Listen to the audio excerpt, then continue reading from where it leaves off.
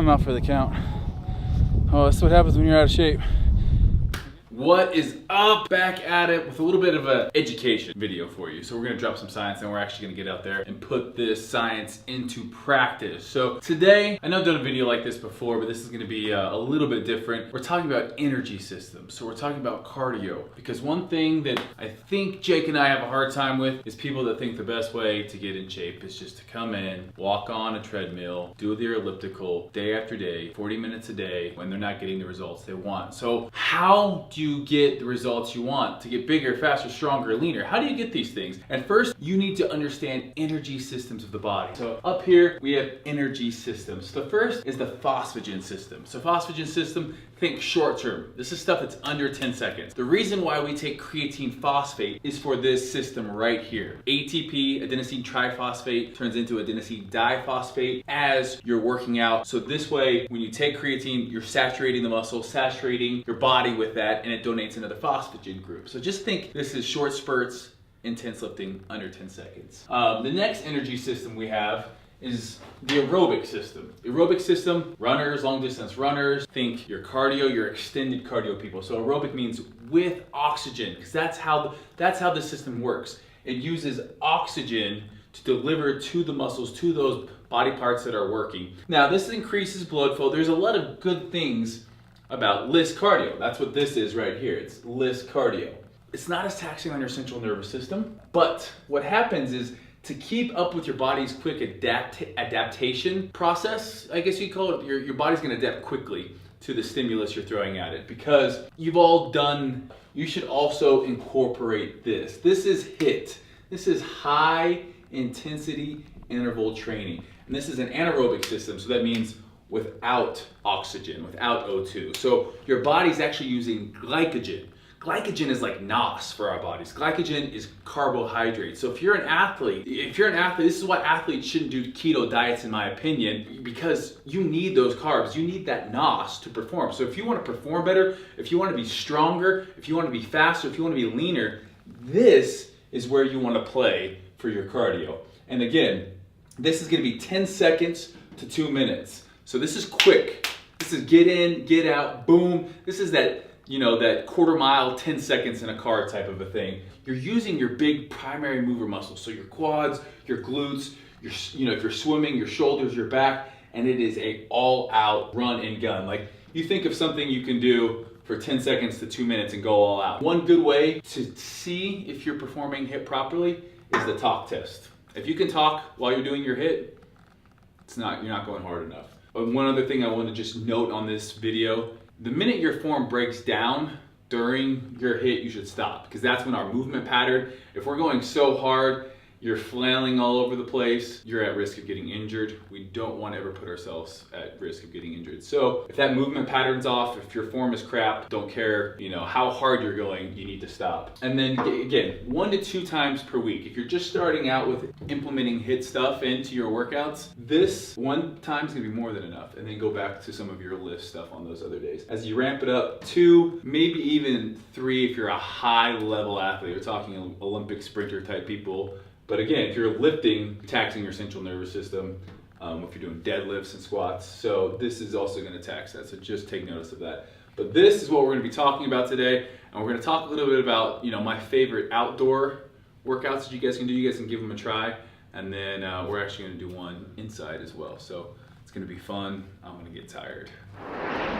All right, guys, coming at you with quality content. Today's gonna be something you can use to get your ass in shape. That's me included. So what we're gonna be showing you, pretty much the 5 best high intensity, we're talking HIIT, high intensity interval training. I'm gonna send it over to Jake real quick. He's gonna tell you a little bit about HIIT. About high intensity interval training? Yes. What do you want me to tell them about it? Why we do it instead of just walking on a treadmill, because you hate people walking on a treadmill. A lot of athletes that condition hard, they can eat whatever they want. Right. Because they go out and run hard. Right. And they end up being more athletic and they're in really good shape. Instead of the other option is destroy your metabolism, cut your calories, and walk on a treadmill. Doesn't sound fun to me at all. Exactly, and I appreciate you saying that. So today we're giving you kind of drill, well, these are drills that we have both done in college training for football. Biggest, leanest, meanest athletes on the planet, I think, are NFL linebackers. So that's typically how we like to train. Rugby players, they're big, they're muscular, they're fast. They're kind of everything that I want to be. So a lot of these are football drills, and we're gonna give you guys our 5 best fat loss, high intensity interval training workouts here. Let's do it. Like anything we do, we always warm up. So we're just gonna warm up. You guys can watch it. We're gonna roll that B-roll. It's hot out here. I don't know what else to say. Let's roll it.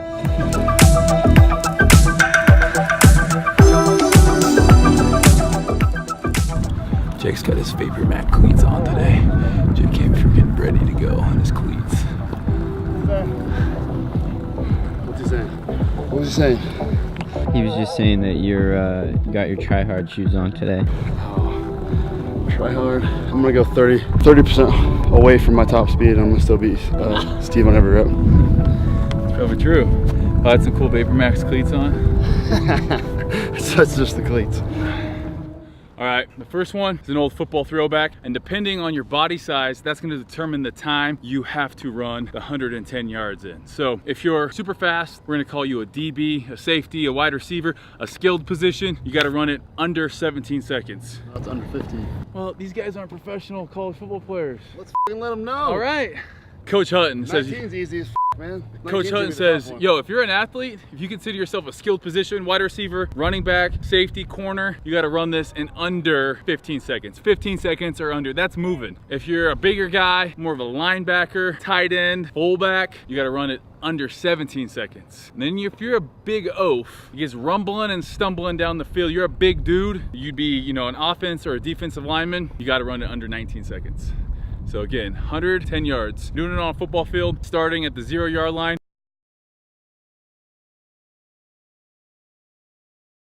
And I'm neither. We're white stuff. Ready, set, go.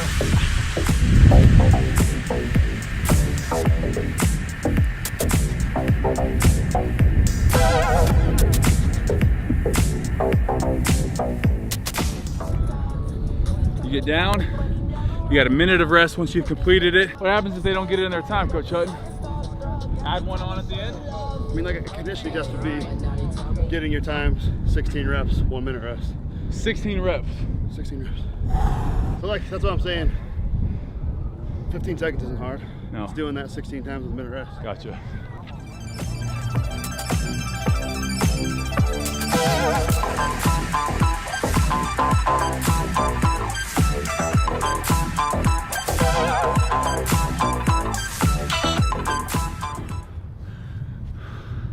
If you guys have a friend to do these with, keep each other accountable on time. I'm talking to you guys because I'm trying to stall a little bit. What do you think we're doing these in? Let's check. On this one, on this time, I'm gonna throw my hand up when we get down there and we'll put it on the screen.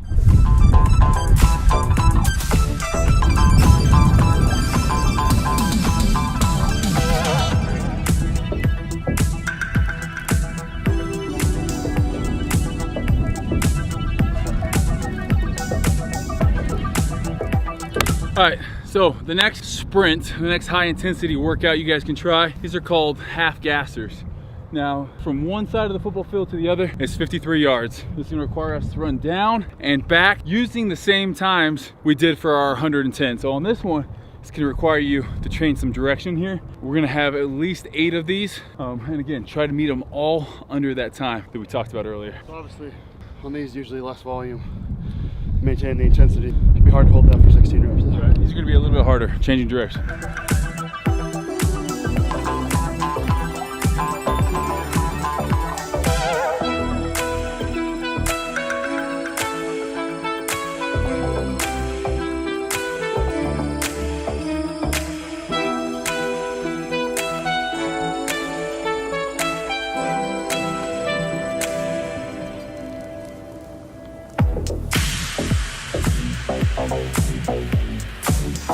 So let's move on. I'm exhausted. Next, we're gonna do 60-yard shuttles. Now this one is gonna require you guys to know how far 5 yards is. So we're gonna be running 5 back, 10 back, 15 back. That's a total of 60 yards. What we're gonna wanna do here, 8 every minute on the minute. So go, rest a minute, go again. 8 rounds, rest for 3 minutes, and then do it again.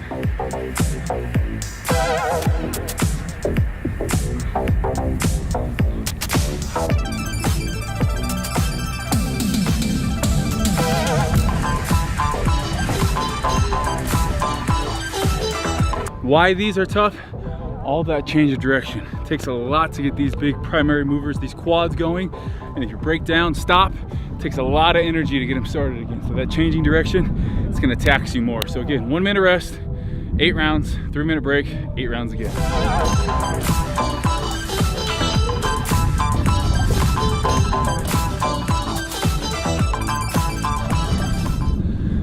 All right, so last example out here on the field of how to get a good fat burning, high intensity interval training session is the 300-yard shuttle. This is the hardest out of all of them. So if you're coming out here to do 4 to 6, it's gonna be plenty. It's exactly what it sounds like. 300-yard shuttle in 50-yard increments. So 50 back, and you gotta do that 6 times.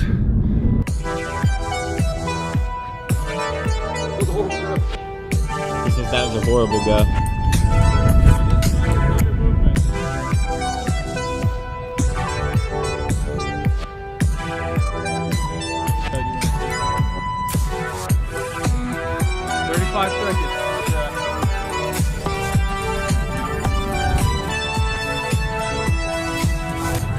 $54.70.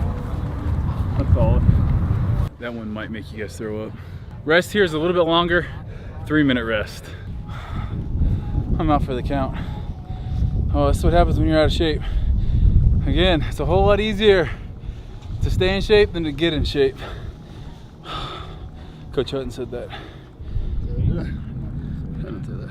You're thinking of those. I know you were. Why are you always judging me? Are you judging me because I believe in science? I don't know why you always have to be judging me. Because I only believe in science. So if you can't get outside, it's rainy, it's 1,000,000 degrees, it's snowy, it's freezing, you gotta do your high intensity training in here, that's fine. You can pick any cardio pretty much in here, rower, bike, treadmill. If you have any kind of joint pain, the rower, the Airdyne's nice. Or if you only have a treadmill, you guys can do what I'm about to do, and that's incline sprints. Now, we're gonna put it at an intense incline where I can only do 15 to 25 seconds all out. That's still gonna be high intensity. We're gonna ramp it up here. I'm gonna get 5 minutes of walking just to kind of warm up. It's a little bit of that list we talked about. And then we're gonna keep bumping it up. So then I'm gonna turn it to about a 12% incline and just start out fairly slow. And then from there, get faster, faster, faster, faster. Also, again, if you're starting out, 15 seconds is fine. The more you get used to this, you can ramp up the time, getting up to 30, 40 seconds of incline sprints. That'll be an ass kicker.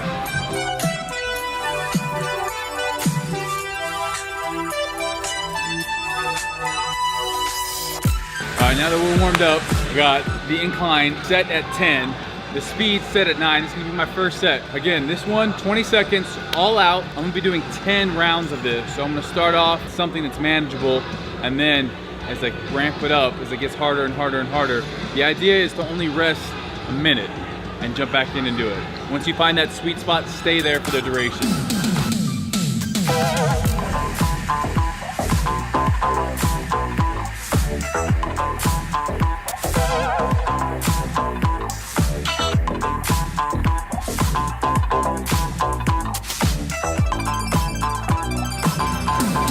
And what you'll find, those first couple ones were easy, and it's gonna seem like you can do more and more and more. We're gonna find that sweet spot where you're not fully recovering. So make sure you're going all out, but still you're using good form on here. I've now maxed out the treadmill, so we're gonna see how it goes. 5, 3, 2,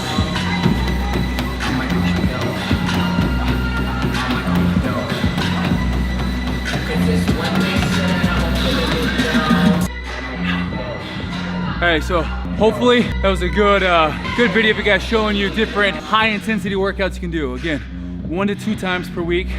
We include in most of our programs on Fitness Culture Programming, hit twice a week if you're trying to get lean, and then once a week if you're trying to get bigger, get stronger.